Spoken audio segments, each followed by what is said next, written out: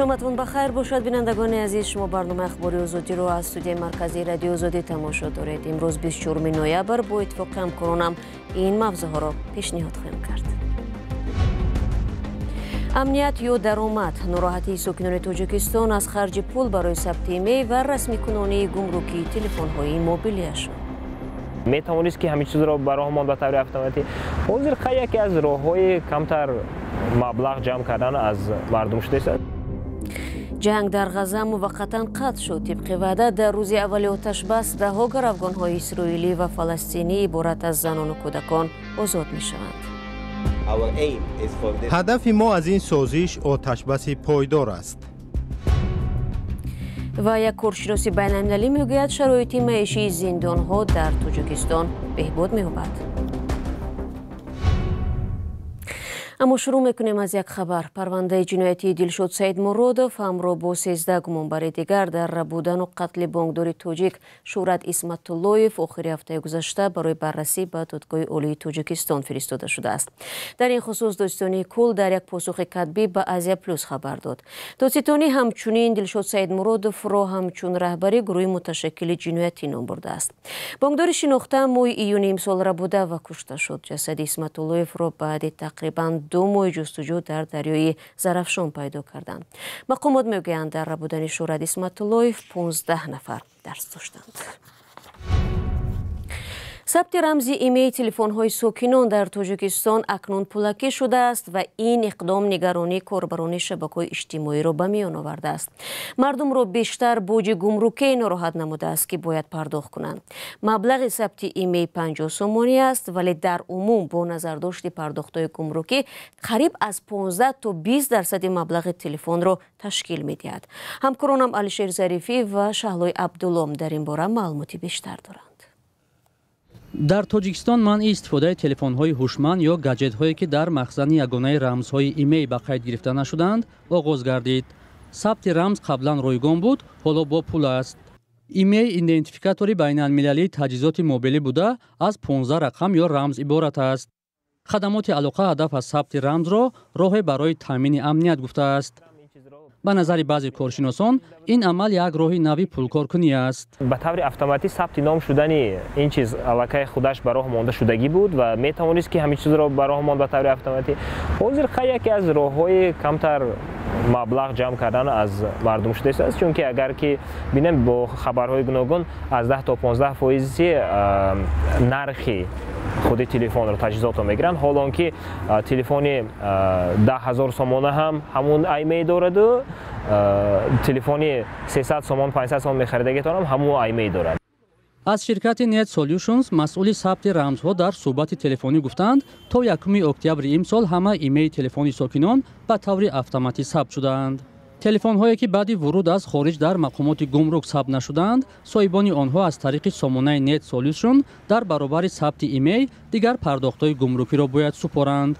در این گوشه سامانه ایمیل تیجیکی خدمت‌رسانی‌های آنلاینی انجام داده می‌شود، قیمت ثبت ایمیل و دیگر رسمیات نشان داده شده است. نه همه ساکنان درباره چی بودن ایمیل و شیوه ثبت آن معلومات دارند، ولی می‌دانند که در صورت ثبت نکردن دیگر به جای زنگ زدن نمی‌توانند. مشکلی میشه که چون برای فرزندانشون در راه‌های دور هستند، این مشکلی برای همصحبت شدن، همدیگر رو فهمیدن بسیار مشکل میشه. البته مشکل میشه. یکی پیشروی ای باید که قد نگرده. ما 3-4 ماه الی 5 ماه پیش خیلی پیشتر کرده بودم، اما SMS کد اومده بود. حکومت قرار ثبت رقمی ایمیل ها را سال 2020 صادر کرد و مقامات تاجیکستان از مردم خواستند هر چه زودتر ایمیل تلفن های موبیلی خود را ثبت نمایند تا مشکلی های دیگر پیش نیاید. طبق خبر مقامات در کشور حدود 2 میلیون رمز فعال ایمیل موجود است. رو می‌آوریم به موضوعهای دیگر. یک کارشناس بین‌المللی که با مقامات تاجیک برای اصلاحات در زندان‌های تاجیکستان کار می‌کند میگوید شرایط مؤسسه‌های اصلاحی بهبود می‌یابد. به گفته عظمت شامبیلوف که سال‌های گذشته و ماه اکتبر امسال با شرایط زندان‌ها آشنا گشت، کار در سمت بهتر شدن نظام زندان‌ها باید ادامه یابد. همکارم خیرمان بقازاده با عظمت شامبیلوف صحبت کرد. عظمت شامبیلوف 5 سال بعد شروع اصلاحات در زندان‌های تاجیکستان ماه اکتبر امسال از محبس‌ها دیدن کرد. آشوب در محبس خوجند و نارضایت از شرایط زندانها به شروع اصلاحات سبب شد. هرچند مطبوعات همان حقی دیدن از محبس ها را ندارد، به قول شنبیلوف بیش از 10 سازمان جمعیتی محلی و بین المللی با زندانهای تاجیکستان کار میکنند. سازمان‌های مثل حقوق و تشبث، مرکز حقوق انسان، بیورو عاید به حقوق انسان، DVV اینترنشنال، این سازمان‌ها برای محکوم شده‌ها برنامه‌های اجتماعی فراهم می‌کنند که تأمین زندانی‌ها را با جامعه شناسان، روانشناسان، اینچنین آموزگاران در نظر می‌گیرد تا که محکوم شده‌ها با آزادی برآمده از پی کار نه دزدی و کشتار شوند. مقامات تاجیک گفتند 1000 زندانی در تاجیکستان با کار تامین شدند. در 5 سال گذشته زندانی ها 97 میلیون سومانی را چون جبرانی جنایت پرداخت کردند. میگویند مقامات سنجیدن درستی این آمار امکان ندارد. کارشناس مستقل اقرار می شود که کار هنوز زیاد است. به شبهه در همه کشورهای جهان مسئله اساسی زندانها کمبود مبلغ می باشد. این مشکلی دائمی است چون که مبلغی که به این نظام داده می شود بعد پرداخت همه خراجات دیگری بودجه جدا می شود. مسئله دوم این نظام در تاجیکستان در کمبود متخصصان ساحه است. در کشور یک مؤسسه ویژه تربیت کارمندان زندانها وجود ندارد. بر اساس یک سازشنامه با قزاقستان، تاجیکستان متخصصانش را در اکادمی کوستانای آماده می کند. وقتی آن رسید که اکادمی خود را باز کند.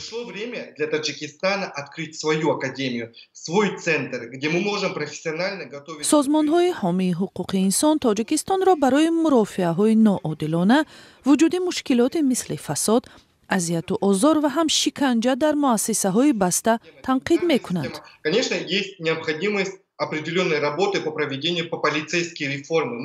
شاید در آینده ما با وزارت کارهای داخلی در مسئله اصلاحات در نظام پلیس همکاری برپا کنیم تا برخی معیارهای بین المللی جاری شوند. کار خادمان پلیس در جریان تفتیشات و بازپرسی‌ها تقویت یابد. این همان ساحه‌ای میباشد که برخی شهروندان درباره وجود قانونشکنی و مناسبت بیرحمانه پلیس شکایت میکنند.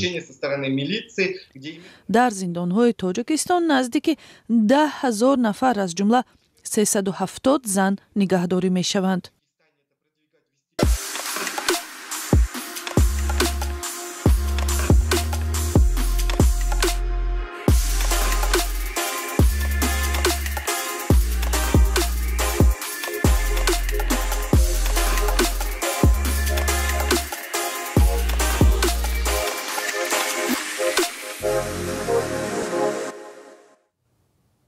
شما برنامه اخباری رادیو آزادی را تماشا دارید. در نوار غزه نظام آتشبسی موقت بین گروه حماس و اسرائیل به اجرا درآمد. آتشبس با میانروی قطر، مصر و آمریکا حاصل شده است.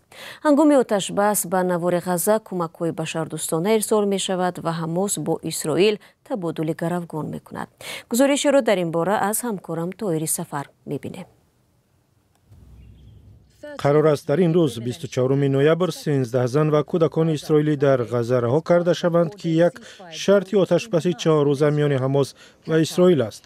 قطر که برای بستن سازش مساعدت کرده است گفت این گروه اولی گروگانان است که آزاد می شوند. 13 نفر هستند. همه‌شان زنان و کودکانند. گروگانانی که از یک عائله هستند در یک گروه خواهند بود. هر روز یک دسته غیر نظامیان آزاد می شوند و بر طبق سازش در 4 روز 50 نفر خواهند بود. بر اساس سازش آتشبس باید جنگ در تمام شمال و جنوب غزه قطع شود، گرچه تا چند ساعت پیش از سازش هم ادامه داشت. جنگ در غزه تقریبا 2 ماه پیشتر آغاز یافت. با گفته مقامات مصر که در سازش هم میانجیگری کردند، اجازه میدهند که روزانه به غزه 200 ماشین کمک و هم گاز و بنزین وارد شود. قرار است اسرائیل در زمان آتشبس 150 زن و نورسان فلسطینی را از زندان آزاد کند. اسرائیل همچنین گفته است سری هر 10 تن از گروگانان دیگری آزاد شده سازش آتشبس را یک روزی دراز می کند.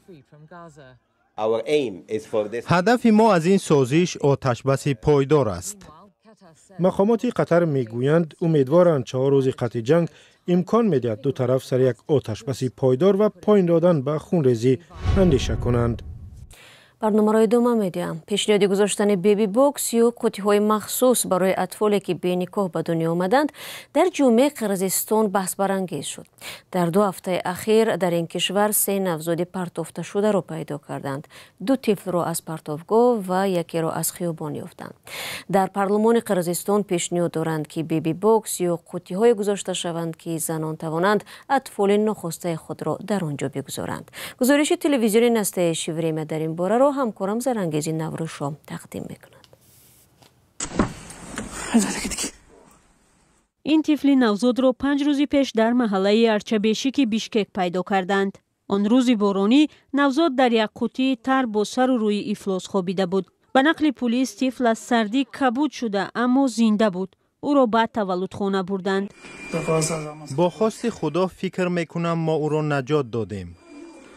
یک روز پیش از این حادثه راهگذران در ناحیه جلال‌آباد قرقیزستان از نزد پرتابگاه یک دخترچه نوزاد را پیدا کردند. نوزاد را به بیمارخانه انتقال دادند و طبیبان گفتند حال و وضعش معتدل است. وزارت تندرستی قرقیزستان وضع یک نوزاد دیگری را هم که روز 8 نوامبر از نزد پرتابگاه پیدا شد خوب ارزیابی کرده است. با کمک راهگذران این طفل هم زنده ماند. پلیس هویت مادر 21 ساله نوزاد را معین کرده است و به او 2 سال زندان تهدید میکند. این حادثه ها در جامعه قرقیزستان سر و صدای زیادی برپا کرده است. پارلمان این کشور بار دیگر از حکومت طلب کرد که در کوچه ها بیبی باکس یا قوطی و جای برای نگهداری کودکان گذارند. من هنوز در دعوت گذشته پیشنهاد کرده بودم که در زایشگاه ها بیبی باکس گذاشته شود، ولی آن وقت حکومت پاسخ داد که این برای نظام عائله‌داری این کشور مطابق نیست و برای چنین قوطی ها مبلغ زیاد لازم می شود. حالا یک سوال این است که آیا جان آدم چقدر ارزش دارد؟ شما میدانید که در جامعه پدرسالار ما دختران را میترسانند. اخیراً معاون رئیس دیوان وزیران ادیل بیسالف جلسه اضطراری برگزار کرده از کارمندان خدمات اجتماعی خواست کارهای فرماندهی را عاید به حفظ حقوق کودکان پرزور کنند. قبلا این منصبدار گفته بود بیبی باکس ها مشکل را حل نخواهند کرد. شما میدانید بیبی باکس این راه حل نیست. این مسئله 10 درجه است. آدمانی که نمیفهمند فکر میکنن که بیبی باکس گذاشتیم و مشکل حل شد. اما پیش از این ما باید سندهای حقوقی را تغییر دهیم و قدمهای سبکتر را گذاریم. با گفته طرفداران بیبی باکس چنین تجربه در بسیار کشورهای دنیا وجود دارد. زنانی که میخواهند از نوزاد ناخواسته دست کشند امکان دارند طفل را در چنین قوطی یا نقطه ها گذارند، نه در پرتابگاه. با این شیوه عمل زنانی که از کودکان خود دست میکشند مخفی میماند. هیچ کس آنها را نمیبیند و محکوم نمیکند. با باور جانبداران کودکان در بیبی باکس یا قوطی ها حداقل در شرایط گرم و امن خواهند بود. اما برخی از حامیان حقوق بشر ضد این پیشنهاد هستند. من فکر میکنم این کار غیر اخلاقی و بی نتیجه است. اگر چنین قوطی ها گذاشته شوند این برای زنهایی که در حالت بد قرار دارند یک پیامی خواهد شد که مرحمت، اگر شما در چنین حالت هستید می توانید از کودک دست کشید. با باور توردیبکووا اگر زن میخواهد از کودک دست کشد طبق قانون باید در زایشگاه زبان خط نویسد، ولی اکثر دختران از بی‌آبروشوی میترسند. حامیان حقوق میگویند ضرور است که قانون در چنین موردها مردها را هم که با عیب آنها اطفال ناخواسته به دنیا میآید مسئول کند. و خبر کوتاه ورزشی در مسابقه بین‌المللی جودو تاسکلوی بزرگ که روزهای 2 و 3 دکامبر در پایتخت ژاپن شهر توکیو برگزار می شود تاجیکستان را ده ورزشکار نمایندگی خواهد کرد. مبلغ عمومی جایزه های مالی مسابقات 154,000 یورو مقرر شده است. تفصیلات در وبسایت ما. دوستان مهربان تشکر که تا این لحظه ها با ما بودید. نشر نوبتی اخباری آزادی به پایان رسید. خبرهای از این بیشتر را پیوسته میتوانید از سامانه رادیو آزادی و صفحه های ما در فیسبوک و اینستاگرام، تیک تاک و تلگرام و یوتیوب و نقل که پیدا کنید. شما را در 2 روز آینده به خدا میسپاریم. خود را احتیاط کنید و خدا نگهدارتان.